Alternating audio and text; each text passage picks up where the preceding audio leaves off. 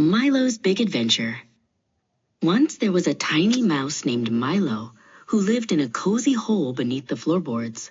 Milo was very small, and his world was very quiet.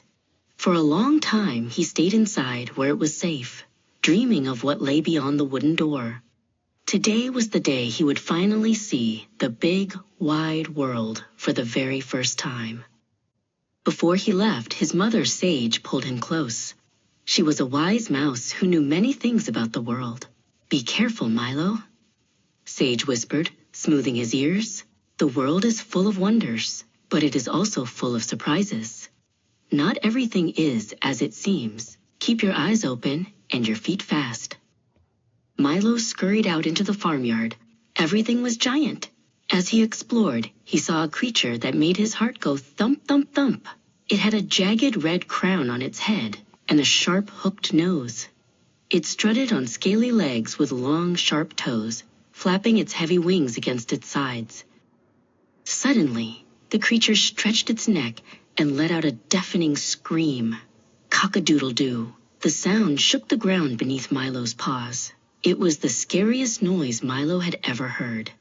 He was sure this monster was about to gobble him up in one single bite. Milo didn't wait a second longer. He turned and ran as fast as his little legs could carry him. He scrambled behind a large flower pot and squeezed his eyes shut, trembling. "Oh, what a horrible monster," he squeaked to himself. "I must find a safer place to hide." When Milo finally opened his eyes, he saw another creature sitting nearby. This one was very different.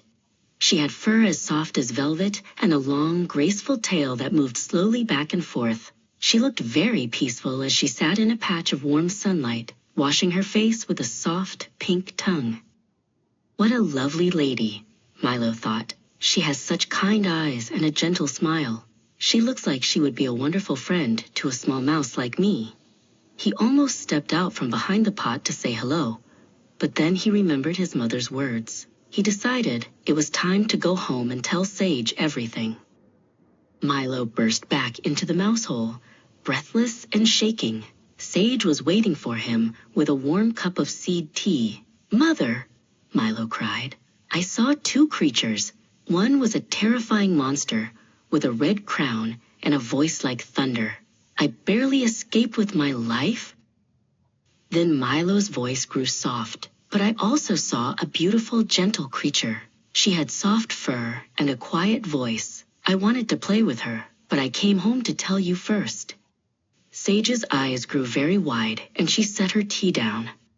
She took Milo's paws in hers and looked at him very seriously. "Milo," Sage said gently, "the monster you saw was only a rooster. He may be loud and strange-looking, but he would never hurt a mouse. But the gentle lady with the soft fur? That was a cat. She is our greatest enemy. And if you had stayed, she would have eaten you. Remember this, my son.